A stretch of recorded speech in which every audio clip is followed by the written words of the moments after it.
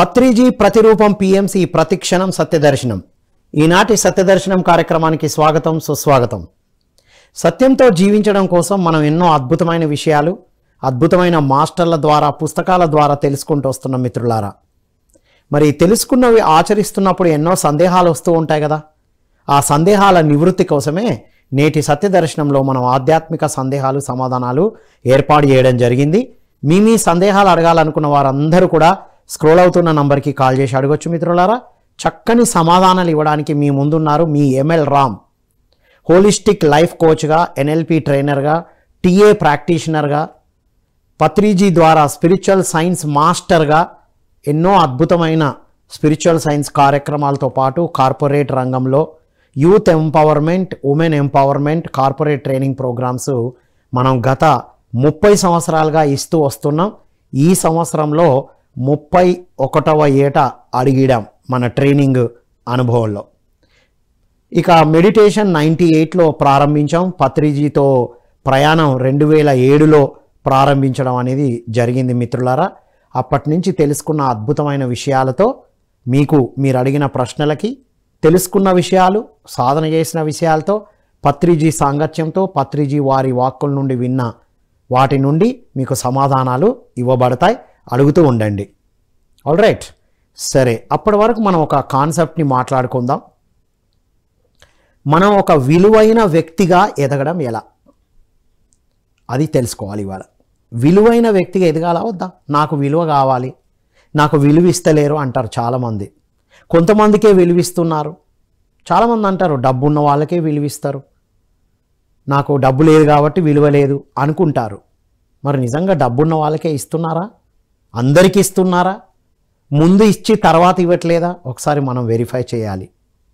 ఒక విలువైన వ్యక్తిగా మనం ఎదగాలి అంటే ముందుగా మనం అసలు ఈ విలువ ఎలా వస్తుంది, ఏమిటి, అలా విలువైన సంస్థకి ఎలాంటి మార్క్ ఉంది తెలుసుకుందాం. ఫర్ ఎగ్జాంపుల్, ఈ సంస్థ విలువైనది, క్వాలిటీ అని చెప్పడానికి ఒక మార్క్ ఉంటుంది. ఏంటది? ISO కదా. ఇది క్వాలిటీ ప్రోడక్ట్. ఒక ప్రోడక్ట్ ఇది క్వాలిటీ ప్రోడక్ట్ అని చెప్పడానికి ISI మార్క్ ఉంటుంది. ఓకే. మరి ఇది క్వాలిటీ ఫుడ్ ప్రోడక్ట్ అని చెప్పడానికి ఇంతకుముందు అయితే AG మార్క్ ఉండేది, ఇప్పుడు FSSAI అని వస్తుంది. రైట్. అంటే ఏంటి? FSSAI అనేది ఇది క్వాలిటీ ఫుడ్ ప్రోడక్ట్ అని చెప్పడానికి ఒక మార్కు.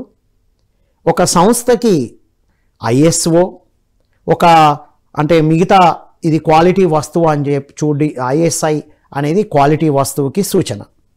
మరి ఒక వస్తువుకి, ఒక ఫుడ్ ప్రోడక్ట్కి, ఒక సంస్థకి ఇది క్వాలిటీ అని ఒక మార్క్ ఉంది కదా. మరి మనుషులకి ఏ మార్క్ ఉంది ఇతను క్వాలిటీ వ్యక్తి అని చెప్పడానికి? అన్ని క్వశ్చన్ మార్కులే కదా మానవులకి. Yes or no? అన్ని క్వశ్చన్ మార్కులే. మరి ఈ క్వాలిటీ ప్రోడక్ట్, క్వాలిటీ వస్తువు, క్వాలిటీ ఫుడ్ ప్రోడక్ట్, క్వాలిటీ ఆర్గనైజేషన్కి ఆ మార్క్, క్వాలిటీ మార్క్ ఇచ్చింది ఎవరు? మళ్ళీ మానవులే కదా. Yes or no? మరి మానవులైన మనం క్వాలిటీగా జీవించాలా వద్దా? మరి క్వాలిటీగా ఒక విలువైన వ్యక్తిగా జీవించాలంటే, మన విలువను పెంచుకోవాలంటే ఏం చేయాలి, ఎలా ఉండాలి అనేది తెలుసుకుందాం మనం. మీ ప్రశ్నలు ఉన్నవారు స్క్రోల్ అవుతున్న నంబర్కి మీరు కాల్ చేసి అడుగుతూ ఉండొచ్చు. మరి ఒక పెన్నుకు వాల్యూ ఉందిగా. ఫర్ ఎగ్జాంపుల్, ఒక సెల్కి వాల్యూ ఉంది, చాక్ పీస్కి వాల్యూ ఉంది, ఉందా లేదా? ఒక చాక్ పీస్కి వాల్యూ ఎలా ఉంటుంది? ఎంత వాల్యూ? వెల కాదు. చాక్ పీస్ అంటే ₹1 ఉంటుంది కావచ్చు, 1 రూపీ.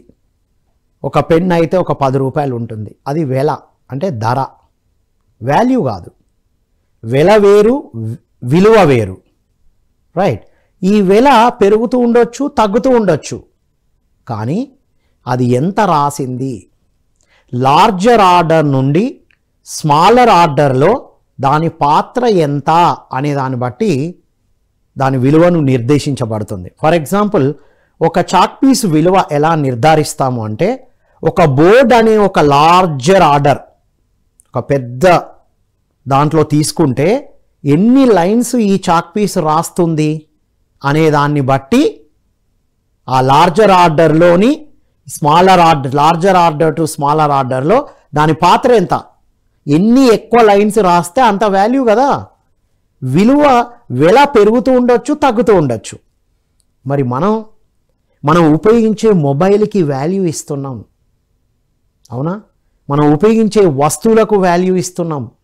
మరి మీరు ఎంత వాల్యూ ఇచ్చుకుంటున్నారు? మీరు ఇంకా ఎంత వాల్యూ పర్సన్గా ఎదగాలనుకుంటున్నారు? మరి ఈ వాల్యూ పర్సన్గా ఎదగాలంటే ఏం చేయాలి అనేది తెలుసుకుందాం మనం. ఏం కావాలి అసలు? సో వాల్యూ పెంచుకోవడానికి ఇప్పుడు మార్కుల గురించి మాట్లాడాం. అగ్ మార్క్ అని, వాల్యూ మార్క్. ఈ వాల్యూ ఎలా వచ్చింది మరి? ISO, ISI అండ్ తర్వాత FSSCA అనేది ఎక్కడి నుంచి వచ్చాయి, ఎలా వచ్చాయి అంటే క్వాలిటీ ఉండడం వల్ల ఆ విలువైన ఆ మార్క్ ఇవ్వబడ్డది, క్వాలిటీని బట్టి. మరి నీ క్వాలిటీ ఎలా పెంచుకోవాలి? వ్యక్తులుగా మన క్వాలిటీ ఎలా పెరుగుతుంది అంటే, మన విలువ ఎలా పెరుగుతుంది అంటే, మనల్ని మనం 4 లెవెల్స్లో ఎంత అర్థం చేసుకున్నాం అనే దాన్ని బట్టి ఉంటుంది. ఏంటి ఆ 4 లెవెల్స్ ఆఫ్ అండర్స్టాండింగ్ అంటే, నన్ను నేను అర్థం చేసుకోవడం. నేను అంటే నేను ప్లస్ నా బాడీ. ఫస్ట్ నా గురించి నాకు ఎంత అర్థమైంది, నంబర్ 1. నంబర్ 2, నా రిలేషన్స్ గురించి, అంటే నా కుటుంబ సభ్యులు, నా తోటి ఉద్యోగస్తులు, వాళ్ళ గురించి నాకు ఎంత అర్థమైంది, 2వ లెవెల్. 3వ లెవెల్లో సమాజంలో, సొసైటీలో నా పాత్ర ఏమిటి. 4వది, ప్రకృతి పట్ల నా బాధ్యత ఏమిటి. ఈ 4 లెవెల్స్లో నన్ను నేను అర్థం చేసుకోవడం, నా సంబంధ బాంధవ్యాల్ని అర్థం చేసుకోవడం, తర్వాత సొసైటీలో నా పాత్ర ఏంటో తెలుసుకోవడం, 4వది ప్రకృతి పట్ల నా బాధ్యత ఏమిటో తెలుసుకోవడం.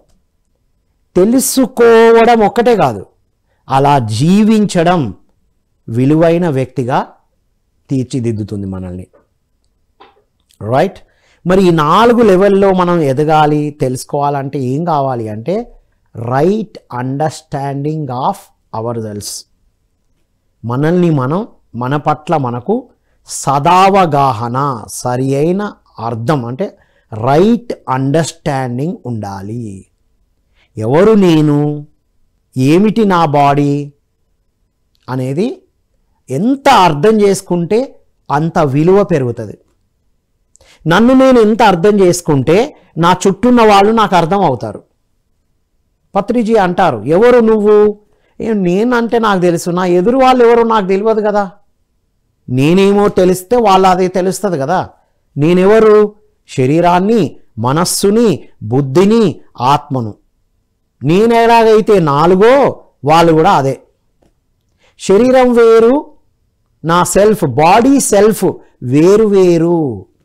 బాడీ అవసరాలు వేరు, సెల్ఫ్ అవసరాలు వేరు అని తెలుసుకుని అర్థం చేసుకుని జీవిస్తే మన విలువ పెరుగుతుంది. అంతేగాని మన యొక్క బాడీ అవసరాలే మన సెల్ఫ్ యొక్క అవసరాలని మనం అనుకుంటూ జీవిస్తే ఎక్కడ విలువ ఉంటుంది? చాలామంది అనుకుంటారు, ఇందాక అన్నారు కదా డబ్బుంటే విలువిస్తారని. అవునా? అందరికి ఇస్తున్నారా? అన్ని సమయాల్లో ఇస్తున్నారా? ఎదురుగా ఉన్నప్పుడే ఇస్తున్నారా? చెక్ చేసుకోవాలి మనం. బాడీ అవసరాలు, నీకు డబ్బు ఉండడం, మంచి డ్రెస్సులు వేసుకోవడం, మంచి కార్లో తిరగడం, మంచి బైక్ తిరగడం, మంచి ఉద్యోగం చేయడం, ఏసీ రూముల్లో ఉండడం, ఇది బాడీ అవసరాలు మిత్రులారా, సెల్ఫ్ అవసరాలు కాదుగా. రైట్? సెల్ఫ్ యొక్క అవసరాలు ఏంటి? Right understanding, right feelings. వీటిని వ్యక్తపరచడానికి బాడీ. అంటే బాడీ అవసరాలు వద్దా? కావాలి. బాడీకి అవసరాలు తీర్చుకోవాలి. బాడీకి ఏం కావాలి? రక్షణ, పోషణ, సదుపయోగం. దీన్ని సరిగ్గా వాడాలి. బాడీని ధర్మయుతమైన పనులకి రక్షణ ఇవ్వాలి. ఒక మంచి ఇల్లుని ఏర్పాటు చేసుకోవాలి, మంచి ఉద్యోగాన్ని ఏర్పాటు చేసుకోవాలి రక్షణ కోసం. అరే ఉద్యోగం ఉంటే రక్ష అంటున్నారు కదా. రైట్? మంచి భోజనం, మంచి హెల్తీగా ఫిట్గా ఉండడానికి అన్ని రకాల వెజిటబుల్స్ జ్యూసులు తాగడం, ఇది బాడీకి ఇవ్వాలి, అవసరమే. కానీ బాడీతో పాటు సెల్ఫ్ని ఎట్లా పట్టించుకుంటున్నాం మనం? సెల్ఫ్ అర్థమైందా? సెల్ఫ్ యొక్క అవసరాలు ఏంటివి తెలుసుకున్నామా? ఇది ఇంపార్టెంట్. ఈ రెండింటిని తెలుసుకుంటే శరీరానికి కావలసింది మాత్రమే ఇస్తే దాన్ని కేర్ అంటారు. కేర్. మన శరీరాన్ని మాత్రమే పట్టించుకొని ఎదుటి వాళ్ళ శరీరానికి కావలసింది ఇస్తే కేర్ అంటారు. ఇప్పుడు తల్లిదండ్రులు ఏం చేస్తారు? పిల్లల యొక్క ఆహారానికి, బట్టలకు, స్కూల్ ఫీజులకు, షూస్కి, గ్యాడ్జెట్స్కి ఎంతో కష్టపడుతూ ఉంటారు. అది కేర్ మాత్రమే. మరి గైడెన్స్ అని ఇంకొకటి ఉంది. గైడెన్స్ అంటే సెల్ఫ్, ఎదుటి వాళ్ళ యొక్క ఆత్మకు సంబంధించిన జ్ఞానం అందించడం. సో నన్ను నేను అర్థం చేసుకోవడం అంటే నా బాడీని, నా సెల్ఫ్ని అర్థం చేసుకోవడం. నువ్వు ఎంత అర్థం చేసుకుంటే, ఎంత అలా జీవిస్తే అంత విలువ పెరుగుతుంది మిత్రులారా. చూసుకోండి, మీరు ఎవరినైనా చూసుకోండి. గాంధీజీ వారు మంచి బట్టలు వేసుకుంటే విలువ వస్తుంది అంటే మరి గాంధీజీ వారు ఏం వేసుకున్నారు?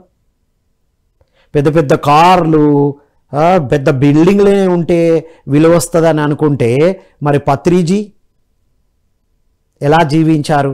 ఎక్కడో ఎవరో కాదు, మనం పత్రిజీతో కలిసి జీవించాం. ఒక 20 సంవత్సరాలు I was with Patriji. I feel proud. పెద్ద ఆదర్శం మనకి. వారు చెప్తారు, ఏముందయ్యా నా దగ్గర అంటారు. నా దగ్గర జ్ఞానం ఉంది, ఆత్మజ్ఞానం ఉంది, ఇన్ని చదివిన పుస్తకాలు ఉన్నాయి, ఎన్నో జన్మల జ్ఞానం ఉంది, అవి అందిస్తున్నాను. అందించే సమయం నాకుంది. మనం అందించడానికి సమయం పెడితే మనకు కావాల్సినవి వస్తాయి అని నిరూపించారు పత్రిజీ వారు. ఎస్, మనం కూడా ఎక్స్పెరిమెంట్స్ చేసాం. 2010 వరకు school, college, institution, trainings break ఇచ్చేసాం. 2012-10 నుంచి ఓన్లీ ధ్యాన ప్రచారమే. తెలిసిన జ్ఞానాన్ని, తెలుసుకున్న విజ్ఞానాన్ని అందించుకుంటూ వెళ్ళాం. అద్భుతంగా 2 సంవత్సరాలు అద్భుతంగా జీవించాం. ఏం అవసరం లేదు అనిపించింది. అంటే మన బాడీని, సెల్ఫ్ని అర్థం చేసుకుని ఆచరిస్తున్న కొద్దీ మన విలువ పెరుగుతుంది. ఎప్పుడైతే నా సెల్ఫ్, నా బాడీ నాకు అర్థమైందో నా ఎదురు వాళ్ళ గురించి అర్థమవుతుంది. ఎవరు నా ఎదురు వాళ్ళు? వాళ్ళు కూడా ఈ రెండే. ఓకే, నాకు నేను రెండిటికి ఎలా కేర్ చేస్తున్నానో ఎదుటి వాళ్ళకు కూడా అదే ఇవ్వాలి. Care and guidance. ఇది రెండవది. ఎదుటి వాళ్ళని అర్థం చేసుకోవడం. ఏమిటి అర్థం చేసుకోవడం? ధ్యానంలో రాకముందు నా బ్లడ్ రిలేషన్స్ మాత్రమే రిలేషన్స్ అనుకుంటాం. ధ్యానం చేసినాక అర్థమవుతుంది బ్లడ్ రిలేషన్స్ అయినా ఎవరైనా సోల్ టు సోలే రిలేషను అని. మనందరం కలిసే వచ్చాము అని, మనందరం ఒక పర్పస్తోనే వచ్చాము అని, ఎవరి పర్పస్ వాళ్ళకు ఉంటుంది అని, ఎవరి ప్రత్యేకత వారిది అని ఎంత అర్థం చేసుకొని జీవిస్తామో అప్పుడు మన విలువ మరింత పెరుగుతుంది. ఓకే, సో నన్ను నేను అర్థం చేసుకోవడం, నా చుట్టూ ఉన్న వాళ్ళు, సంబంధ బాంధవ్యాలను అర్థం చేసుకోవడం. నాకు ఎట్లా పర్పస్ ఉందో వాళ్ళకి అట్లా పర్పస్ ఉంది. మేబీ నేను తక్కువ జన్మలు తీసుకున్నానేమో, ఎదుటి వాళ్ళు ఎక్కువ జన్మలు తీసుకున్నారేమో, అందుకే అంత మెచ్యూర్డ్గా ఉన్నారు. ఇది అర్థం చేసుకున్నప్పుడు ఏ ఇబ్బందులు లేవు కదా. ఇది మన విలువను పెంచుకోవడానికి ఇవి టూల్స్ అన్నమాట. టూల్స్ ఏంటియో చూద్దాం మనం. First right understanding. రైట్, మరి సంబంధ బాంధవ్యాలు ఎందుకు అర్థం అవ్వట్లేదు? నేనెవరు అని సరిగ్గా అర్థం కాకపోతే, నా ఇబ్బందులకు ఇంకొకరు కారణం, నన్ను మాట అన్నారు కాబట్టి నేను ఇబ్బంది పడ్డా, వాళ్ళు ఎప్పుడూ నన్ను మాటలు అంటూనే ఉంటారు కాబట్టే నేను ముందుకెళ్ళట్లేదు అనుకుంటారు. ఎదుటి వాళ్ళు ఎప్పుడు కూడా మన అద్దాలే. లైక్ అట్రాక్ట్స్ లైక్ అంటారు రిచార్డ్ బాక్ మహానుభావులు. రైట్, లైక్ అట్రాక్ట్స్ లైక్ అంటే మనం ఎలా లోపల ఉంటామో అలాంటి వాళ్ళే మన చుట్టూ ఉంటారు. మన చుట్టూ అద్భుతమైన ఎంకరేజ్ చేసే పీపుల్ ఉన్నారు అంటే మీరు అలాంటి ఎనర్జీలో, అలాంటి థాట్లో ఉన్నారు. నిన్ను బట్టే నీ తోడు అంటారు తెలుగులో. నీ చుట్టూ ఇబ్బంది పెట్టే వాళ్ళు ఉన్నారంటే నీలో కూడా ఇబ్బంది పెట్టే గుణం ఉంది. చెక్ చేసుకోవాలి. రైట్, నా చాయిసే, నా ఎంపికనే నా జీవితం నా చుట్టూ ఉన్న వాళ్ళని నేనే ఎంచుకున్నాను, ఇక్కడ నేను మాట్లాడాలని నేనే ఎంచుకున్నాను. ఎవరో బలవంతం చేసి ఫోర్స్ చేసి ఇక్కడ కూర్చోబెట్లా. చెప్తారు ఇవాళ మాట్లాడతారా అని. ఎస్, చాయిసే కదా, ప్రతి దగ్గర మనకు చాయిస్ ఉంది. రైట్, ఛాన్స్ కాదు, ఎవరో ఇచ్చిన అవకాశం కాదు మన జన్మ. నేనే తీసుకున్నా, నేనే ఎంపిక చేసుకున్నా అనేది అర్థం అవ్వడమే రైట్ అండర్స్టాండింగ్. సో ఈ రెండు ఎంత అర్థమైతే అప్పుడు మూడోదైన సమాజం, సమాజం ఇలా ఉంది, సమాజం అలా ఉంది. సమాజం ఎలా ఉంది అని నీకు కనబడుతుందో నువ్వు ఎలా ఉంటే సమాజం అలా కనబడుతుంది. అది నేను అద్భుతంగా ఎదుగుతున్న నా ఎదుగుదలనే చూస్తున్నాను అనుకోండి, బయట ఎదుగుదలే కనబడుతుంది. నేను ఎదుగుదల కాదు, అంత ఏదో ఇబ్బందిని చూస్తున్నా అనుకోండి, అలాగే కనబడుతుంది బయట. నేను 30 years నుంచి ట్రైనింగ్ ఇస్తూ వస్తున్నాను. ఎన్ని జనరేషన్స్ని చూసామో చూడండి. Rams MIE spoken English and success course 94లో స్టార్ట్ చేసాం మనం. Rams MIE Margadarsi institute of English and success course personality డెవలప్మెంట్తో మిళితం చేసి మండే టు ఫ్రైడే రెగ్యులర్గా క్లాసెస్ చెప్పడం, సాటర్డే సక్సెస్ కోర్సెస్ బోధించడం అనేది జరిగింది. అది అక్కడి నుంచి 99 2007 పత్రిజీని కలిసిన వెంటనే సక్సెస్ కోర్స్ త్రూ స్పిరిచువల్ సైన్స్గా టర్న్ చేసినాం దాన్ని. విజయం అనేది ఆధ్యాత్మిక శాస్త్రంతోనే వస్తుంది. ఎందుకంటే నేను ఎవరు అని నాకు అర్థం కానప్పుడు ఎదుటి వాళ్ళు నాకు అర్థం కారు. నేను శరీరము, మనస్సు, బుద్ధి, ఆత్మను అన్నప్పుడు ఎదుటి వాళ్ళు కూడా అదే.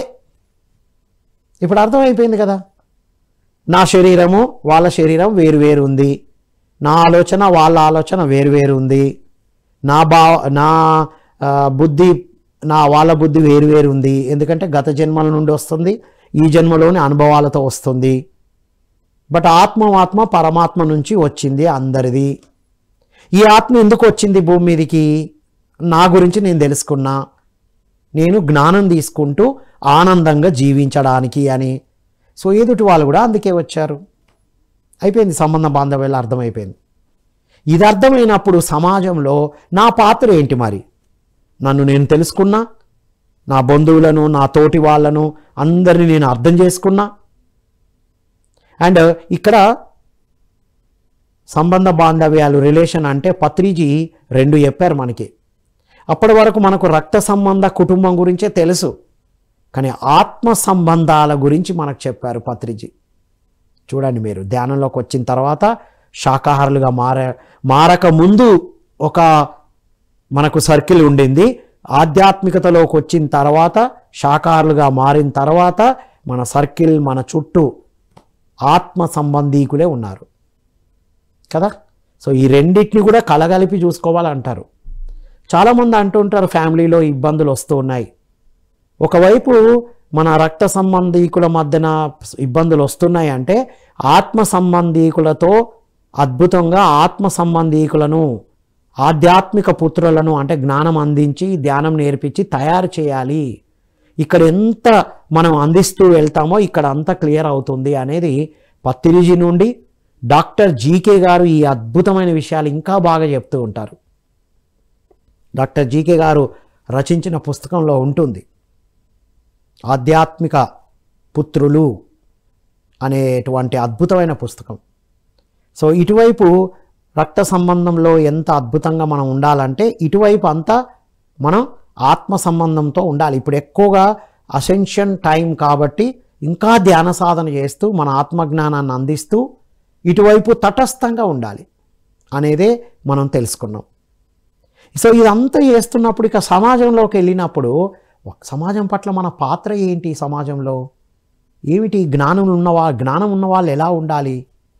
ఎవరైనా ఎక్కడైనా ఎక్కడికి వెళ్ళినా అందరూ శాకాహారులుగా, ధ్యానులుగా మారాలన్న ఒక అద్భుతమైన సంకల్పమే ఉంటుంది. మనం అన్నీ నేర్చుకున్నాం, అంతా బాగుంటే మనం అందరికీ అందియాలి కదా. తీర్థంకర గోత్ర బంధం అంటారు పత్రిజీ. అన్ని బంధాలు విడిపోయినా నువ్వు తెలుసుకున్నావు, అద్భుతంగా ఎదిగినావు, కానీ ఎదుటి వాళ్ళకు అది అందించాలి. సో సమాజంలో మన పాత్ర ఏంటంటే ఎక్కడ ఎప్పుడు ఏమి గమనిస్తే అది అక్కడ వాళ్ళకి ఆ సొల్యూషన్స్ ఇస్తూ ఉండాలి. ధర్మయుతంగా జీవించడం, రైట్. సో సత్యాన్ని ఆచరిస్తూ ధర్మాన్ని ఆచరిస్తూ ఉండాలి. సత్యం తెలుసుకొని సత్యంతో జీవిస్తూ ధర్మయుతంగా ఉండడం మనం ప్రాక్టీస్ చేయాలి. సమాజంలో ఒక బిజినెస్ చేస్తున్నాం. ఆధ్యాత్మిక జ్ఞానం రాకముందు బిజినెస్ ఎక్కువ లాభాలు నాకే రావాలి అన్న భావనతో ఉంటుంది. కానీ ఎందుకు ఈ బిజినెస్ అంటే నాకు కొంత లాభం రావాలి, ఇవి ఎదుటి వాళ్లకు అందించడంలో నేను ఒక గొప్ప సేవను అందిస్తున్నా. సేవ అంటే ఏం ఆశించకుండా చేయడం ఒకవైపు అయితే, ఇక్కడ కొంత నేను అందించి కొంత ప్రాఫిట్ తీసుకుంటున్నా. ఇద్దరు విన్ విన్ పాలసీ ఉండేటట్టుగా చేస్తూ ఉంటాం మనం. అంతేగాని మొత్తం నాకే కావాలి అని అత్యంత లాభాల కోసం పనిచేయటం అనేది ఉండదు. ఇది సమాజం పట్ల మన పాత్ర అర్థమైనప్పుడు అప్పుడు మన వాల్యూ పెరుగుతుంది. సో ఈ 3 లెవెల్స్లో రైట్ అండర్స్టాండింగ్ అర్థమై జీవిస్తున్నప్పుడు 4వ లెవెల్ న్యాచురల్, అంటే ప్రకృతి పట్ల ఎలా ఉండాలి, ప్రకృతి పట్ల మన బాధ్యత ఏంటి. ప్రకృతి పట్ల బాధ్యత ఏంటంటే ప్రకృతిని ఏమి మనం డెవలప్ చేయాల్సిన అవసరం లేదు. ఉన్నది ఉన్నట్టు ఉంచితే చాలు. చెట్లను ఏం చేయాల్సిన లేదు, జంతువులను ఏం చేయనవసరం లేదు, పక్షులను ఏమి వాటిని ఏమి జంతువులకేమో మనం వెళ్ళి మేత వేస్తేనే బతుకుతాయి అనేది ఏం లేదు. ఆల్రైట్, కోడి మేక చేపకు వెళ్ళి మనం ఏదో ఫుడ్ ఇస్తేనే బతుకుతాయి అని ఏం లేదు. మనం వాటిని ఏం చేయకుండా ఉంచితే చాలు. రైట్, మన ఆహారం కోసం వాటిని హింసించకపోతే చాలు. ప్రకృతితో సహస్థిత్వంతో జీవించడం, ఈ 4 లెవెల్స్లో ఎంత అర్థం చేసుకుంటే అంత విలువ పెరుగుతుంది మిత్రులారా. సో మరి విలువైన వ్యక్తిగా ఎదగడంతో పాటుగా సందేహాల నివృత్తికి కొంతమంది అడుగుతూ ఉంటారు, ఆరోగ్యంగా ఆనందంగా యంగ్గా ఫిట్గా డైనమిక్గా ఉండాలంటే ఏం చేయాలి, ఎందుకు శరీర ఆకృతిలో ఎందుకు మార్పులు వస్తూ ఉంటాయి. దీనికి లూయిస్ ఎలిహే వారు రాసిన ఒక అద్భుతమైన పుస్తకం ఉంది. దాని ప్రకారం ఏమంటారంటే, హెవీగా లావుగా అవ్వడము అంటే నాకు సెక్యూరిటీ లేదు, ఇన్సెక్యూరిటీ ఫీలింగ్ ఉండడం, నేను సేఫ్గా లేను అన్న భావాలతో మనకు తెలియకుండానే ఎక్కువ స్టౌట్ అవ్వడం అనేది జరుగుతుందని ఆ పుస్తకం ద్వారా మన ఆలోచనలే మన బాడీ మీద ఇంపాక్ట్ చూపిస్తుంది. రైట్, సో చాలామంది వీక్గా తిన్నుగా ఉంటూ ఉంటారు, తెలియని ఒక ఫియర్స్ ఉండడం కావచ్చు. ఎప్పుడైతే మనం నేనుని అర్థం చేసుకొని, రైట్, నేను శరీరం మాత్రమే కాదు, మనసుని మాత్రమే కాదు, భావాలను మాత్రమే కాదు, నా బుద్ధిని కాదు, నేను ఆత్మను తెలుసుకొని ధ్యాన సాధన చేస్తూ ఉంటామో, ఎప్పుడైతే ఆత్మశక్తిని పెంచుకుంటూ ఉంటామో, రైట్, శరీరానికి స్వచ్ఛమైన శుద్ధమైన శాకాహారాన్ని ఇస్తామో, పాత్ర శుద్ధి ఉండాలి కదా. ఇప్పుడు ఏదైనా ఒకటి తినడానికి ముందు పాత్రను క్లీన్గా కడుగుతాం, మనం క్లీన్గా కడిగి తినేస్తాం, అవునా కదా. మరి మనం ధ్యాన శక్తిని ఈ విశ్వశక్తి లోపలికి ధారాళంగా ధారపోయాలి అంటే మన శరీరం అనే ఈ పాత్రను ముందు శుద్ధి చేయాలి శాకాహారంతో. ఫస్ట్ స్టెప్ శాకాహారిగా మారడం ఇంపార్టెంట్. మాంసాహార భక్షణను ఆపివేయడం, ఎగ్గుతో సహా మానేయాలి. 18 ఆదర్శ సూత్రాల్లో ఇది ఏర్పాటు చేశారు బ్రహ్మర్షి పితామహ పత్రిజీ పరమాత్మ వారు. ఆల్రైట్, సో ఫస్ట్ ఈ పాత్ర శుద్ధిగా ఉంటే కళ్ళు మూసుకొని శ్వాస మీద ధ్యాసతో ధ్యానం చేసినప్పుడు ఆ విశ్వశక్తి ధారాళంగా ప్రవాహం జరుగుతుంది. తద్వారా మనకు అర్థం అవుతుంది, నేను శరీరం మాత్రమే కాదు, మనస్సుని కాదు, నా భావాలు నేను కాదు. ఎక్కడ మనం ఇరుక్కోమన్నమాట. నా బుద్ధి గత జన్మ నుండి వచ్చింది, ఈ జన్మలో నేను అంటే మన అనుభవాల నుంచి వచ్చింది అని తెలుసుకుంటాం. నేను అపరిమితమైన అనంతమైన శక్తి క్షేత్రమైన ఆత్మను నేను అని తెలుసుకుంటాం. అందరూ అదే అని తెలుసుకుంటాం. ఏముంది, ఇక ఆత్మకు అసాధ్యమైనది ఏది లేదు అని తెలుసుకుంటాం. You create your own reality, నా వాస్తవాన్ని నేనే సృష్టించుకున్నా అని తెలిసినప్పుడు ఎక్కడ ఉంటుంది బాధ భయం, ఏమీ లేదు. నా సృష్టి ఇది కాబట్టి నేనే నా ఆలోచనను మార్చుకొని నా ఆత్మశక్తిని ఆత్మజ్ఞానాన్ని పెంచుకుంటే ఇది మారుతుందని తెలుసుకుంటే సాధన చేస్తే ఆటోమేటిక్గా సెట్ అయిపోతుంది. అప్పుడు యంగ్గా, డైనమిక్గా, హెల్దీగా, ఫిట్గా ఉంటాం. ఆల్రైట్. సో అడుగుతుంటారు హెల్దీగా ఫిట్గా ఉండాలి. ఎస్, ఉండొచ్చు, ఎవరికైనా సాధ్యమే. వెజిటేరియన్గా ఉంటూ ధ్యానం చేసి చూడండి. మీరు మంచి ఆధ్యాత్మిక పుస్తకాలు చదవండి. మైండ్ క్లారిటీతో ఉందనుకో ఎంత హాయిగా ఉంటాం మనం. సో బాడీకి కూడా సరిపడా రెస్ట్ ఇస్తూ ఓవర్ యూటిలైజేషన్ చేయకుండా రైట్ యూటిలైజేషన్ చేస్తూ ఉండాలి. ఎక్కువ నిలబడుతూ తక్కువ లేకపోతే ఎక్కువ నిలబడుతూ ఎక్కువ కూర్చుంటూ ఎక్కువ తిప్పుతూ కాకుండా ఇదంతా కూడా మూలాధార ఇష్యూ. మూలాధార మనకు 6 చక్రాలు ఉంటాయి కదా, అందులో మూలాధారం, మూలమైన ఆధారాన్ని సరిగ్గా కూర్చోవాలి, స్టెబిలిటీ రావాలి. అందుకే కూర్చోబెట్టి ధ్యానం చేపియాలి.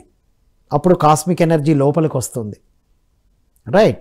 సో అప్పుడు మనం అద్భుతంగా బ్యాలెన్స్లో ఉంటాం. మైండ్ బ్యాలెన్స్ అయిందంటే బాడీ ఆటోమేటిక్గా బాడీ ఫ్రీక్వెన్సీస్ చేంజ్ అయిపోతాయి. హెల్దీగా, హ్యాపీగా, జాయ్ఫుల్గా ఉంటాం.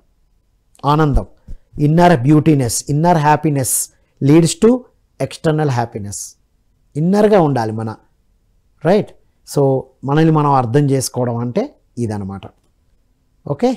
సో ఇంకా అడుగుతూ ఉంటారు ఫిట్గా ఉండడం, హెల్దీగా ఉండడం. ఎస్, సంపూర్ణ ఆరోగ్యం అనొచ్చు దీన్ని. రైట్.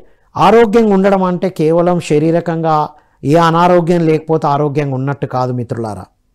శరీరము ఆరోగ్యంగా ఉన్నప్పటికీ మానసికంగా ఎలా ఉన్నాం, ఎవరైనా పొగిడినప్పుడు ఎలా ఉంటున్నాం, విమర్శించినప్పుడు ఎలా ఉంటున్నాం అనేది గమనించాలి. మానసిక ఆరోగ్యం ఎంత ఉంది, ఎక్కడ ఎప్పుడు నిర్ణయాలు తీసుకునేటప్పుడు ఫాస్ట్గా తీసుకుంటున్నామా, ఇది. తర్వాత భావోద్వేగమైన ఆరోగ్యం.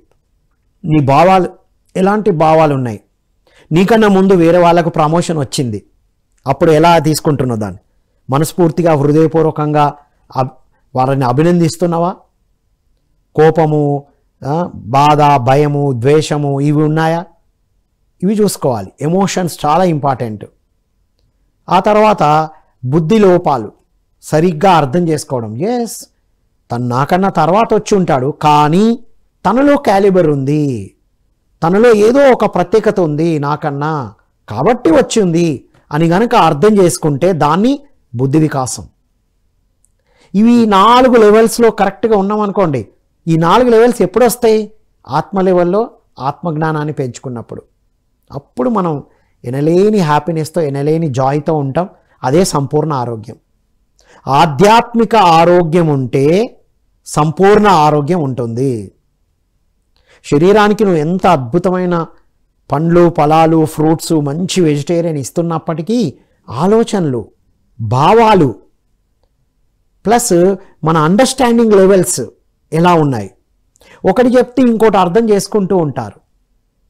మనం మాట్లాడేది అర్థం కాదు, మాట్లాడనిది అపార్థాలకు వెళ్తూ ఉంటుంది.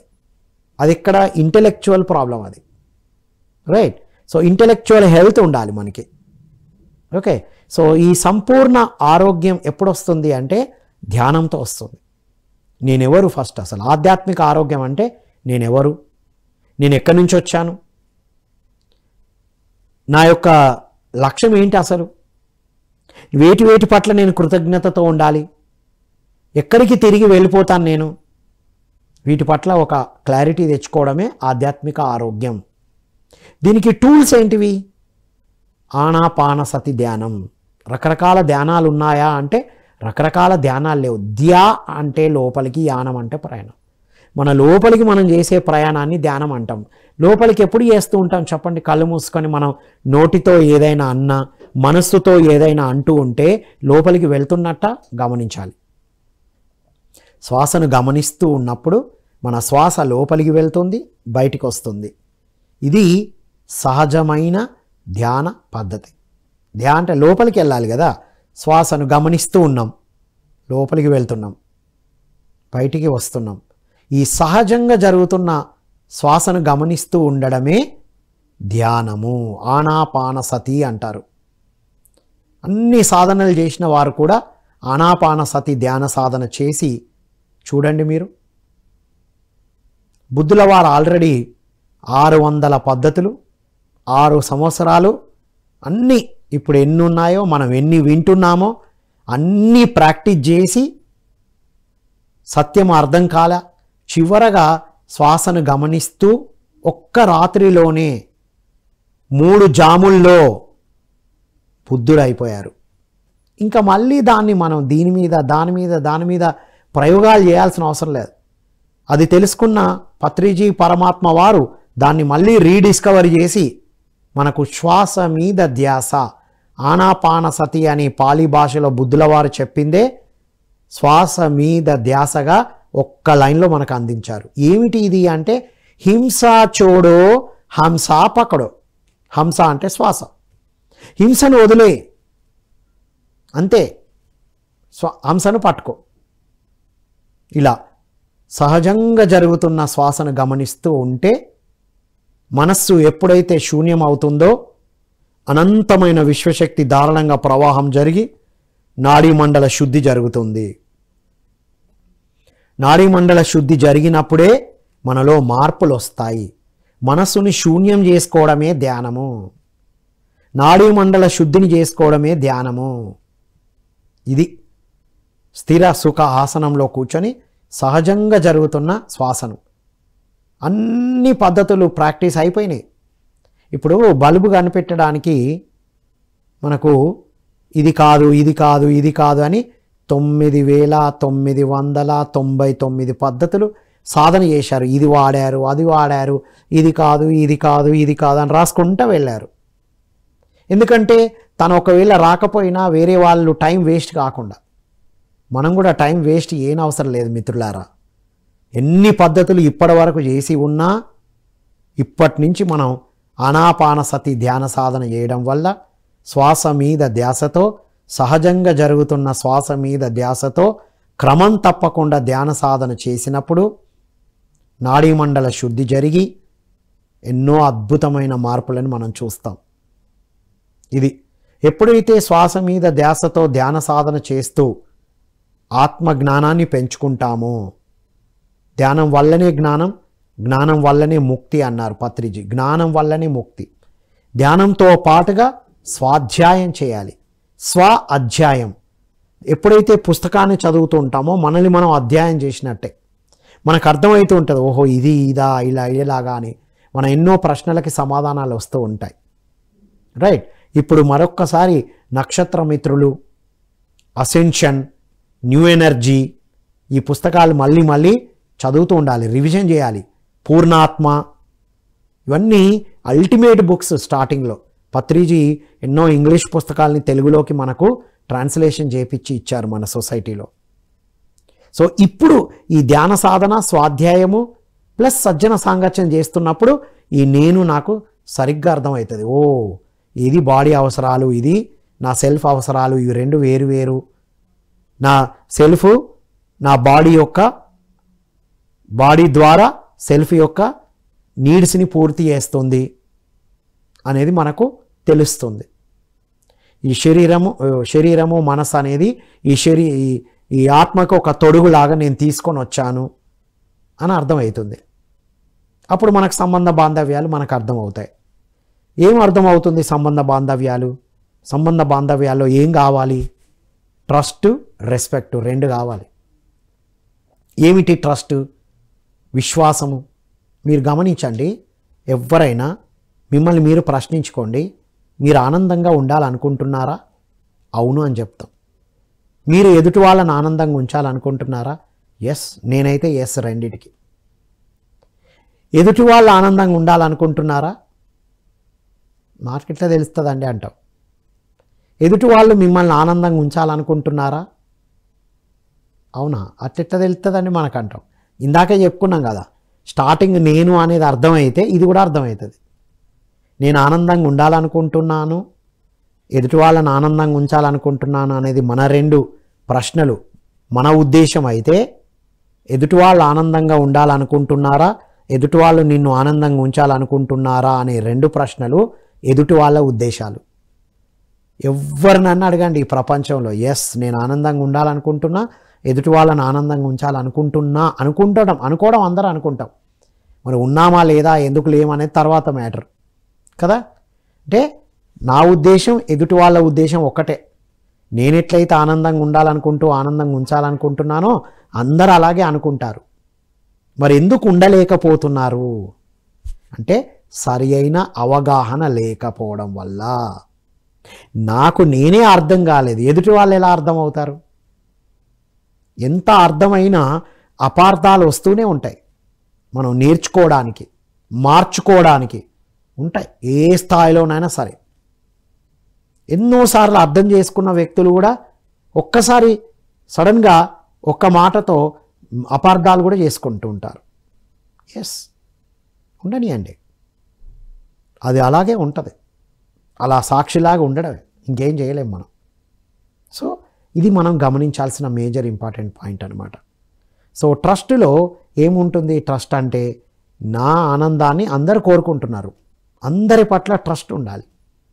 నేను శరీరం కాదు ఆత్మనని తెలిసినప్పుడు, ఈ ఆత్మ పరమాత్మ నుండి వచ్చిందని తెలిసినప్పుడు, నేను జ్ఞానము ఆనందం కోసం భూమి మీదకి వచ్చానని తెలిసినప్పుడు, అందరూ జ్ఞానం కోసం ఆనందం కోసమే వచ్చారని తెలిసినప్పుడు ఇంకా నమ్మకం లేకుండా ఏముంటుంది?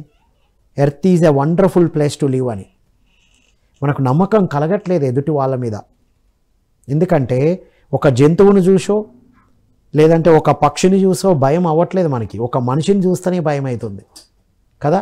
మనిషికే భయపడాల్సి వస్తుంది. ఎందుకంటే ఎలా ప్రవర్తిస్తారో తెలియదు, ఎప్పుడు ఎలా మాట్లాడతారో తెలియదు, ఎప్పుడు ఎలా ఉంటారో తెలియక మనం ఆ ట్రస్ట్ని కోల్పోయాం. కానీ ట్రస్ట్ అంటే అందరి ఉద్దేశం ఒక్కటే, నేను ఆనందంగా ఉండాలనుకుంటున్నా, ఎదుటి వాళ్ళని ఆనందంగా ఉంచాలనుకుంటున్నా. అవును, నేను ఇది మాట్లాడుతూ ఆనందంగా ఉన్నాను, మిమ్మల్ని ఆనందంగా ఉంచాలి, ఈ ఆనందం మీకు కూడా పంచాలని నేను చెప్తున్నా. ఉద్దేశం ఒకటే. కొంతమంది ఉండొచ్చు, కొంతమంది ఉండకపోవచ్చు. దానికి కారణం ఉద్దేశం అందరిది ఒకటైనా సామర్థ్యం, అంటే ఉండాలనుకొని ఉండలేకపోవడాన్ని సామర్థ్యం అంటారు. ఒక్కొక్క సామర్థ్యం ఒక్కొక్కరిలాగా ఉంటుంది. సామర్థ్యం ఎక్కడి నుంచి వస్తుంది? పెంచబడిన విధానం, నేర్చుకున్న విషయాలు, తెలుసుకున్న విషయాల వల్ల వాళ్ళ సామర్థ్యం ఉంటుంది. కొంతమందిలో సామర్థ్యం ఎక్కువ ఉంటుంది, కొంతమందిలో సామర్థ్యం తక్కువ ఉంటుంది. ఎప్పుడైతే ధ్యాన సాధన చేస్తూ ఆత్మజ్ఞానం పెంచుకుంటూ ఎన్నో అద్భుతమైన పుస్తకాలు చదువుతూ ఎంతోమంది అనుభవాలు వింటూ ఉంటే మన సామర్థ్యం కూడా పెంచుకోవచ్చు. ఇప్పుడు పిఎంసిలో ఎన్నో అనుభవాలు ఉన్నాయి. సువర్ణ మేడం గారు ఉన్నారు, బిఎన్ రెడ్డి నగర్లో సర్వదేవతా పిరమిడ్ ధ్యాన కేంద్రం నడిపిస్తూ ఉన్నారు. వారు ధ్యాన సాధనలో ప్రశ్నించుకుంటారు, ఆన్సర్స్ వచ్చేస్తూ ఉంటాయి. అలా ధ్యానంలో ప్రశ్నించుకున్నప్పుడు వచ్చిన ఆన్సర్ని ఆచరిస్తూ ఉంటారు, ఎంతోమందికి బోధిస్తూ ఉంటారు. చూశారా వారి సామర్థ్యం ఎంత పెరిగింది? ఒకప్పుడు సామర్థ్యం లేదు, ఎవరికి లేదు, మనకు కూడా లేదు, అందరికీ. కానీ ధ్యాన సాధనతో ఆత్మజ్ఞానం పెంచుకొని ఎదుటి వాళ్ళ అనుభవాలు వింటే, ఓహో వీళ్ళు ఈ విధంగా ఆచరించారా, అందుకోసం అంత సక్సెస్ అయ్యారా, అలా మన సామర్థ్యాన్ని కూడా పెంచుకునే అవకాశం ధ్యాన సాధనతో, ఆత్మజ్ఞానంతో, శాకాహారంతో, మౌనంతో, సేవతో వస్తాయి. ఈ విధంగా మన యొక్క విలువను పెంచుకోవచ్చు, ఎంతైనా పెంచుకోవచ్చు. అంతేగాని బయట ఎక్స్టర్నల్గా డబ్బు ఉంటేనో, మంచి అద్భుతమైన డ్రెస్ వేసుకొని ఏం చెప్పకపోతే ఏం లాభం? అన్నీ చెప్పి సరిగ్గా లేకపోతే ఏం లాభం? రెండూ ఉండాలి కదా. కాబట్టి మన విలువ ఎప్పుడు పెరుగుతుందంటే మనల్ని మనం అర్థం చేసుకుంటూ ఆచరించినప్పుడు, ఎదుటి వాళ్ళను అర్థం చేసుకుంటూ ముందుకెళ్తున్నప్పుడు, సమాజం పట్ల మన పాత్రను తెలుసుకొని అలా జీవిస్తున్నప్పుడు, ప్రకృతి పట్ల సహస్తిత్వంతో, బాధ్యతను తెలుసుకొని సహస్తిత్వంతో జీవిస్తున్నప్పుడు మన విలువ పెరుగుతూనే ఉంటుంది మిత్రులారా. ఇవన్నీ జరగాలంటే క్రమం తప్పకుండా శ్వాస మీద ధ్యాసతో ధ్యాన సాధన చేయాలి, శాకాహారిగా ఉండాలి, మౌనం పాటించాలి, స్వాధ్యాయం చేయాలి, సజ్జన సాంగత్యం చేయాలి, సేవ చేస్తూ ఉండాలి. ఇది ఈనాటి సత్యదర్శనంలోని ఆధ్యాత్మిక సందేహాల సమాధానాలు. మరో కార్యక్రమంలో మళ్ళీ కలుద్దాం. అంతవరకు సెలవు. Thank you all.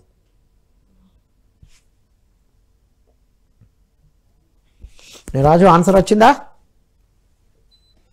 విన్నావా? వినలేదా? మరి గంతే.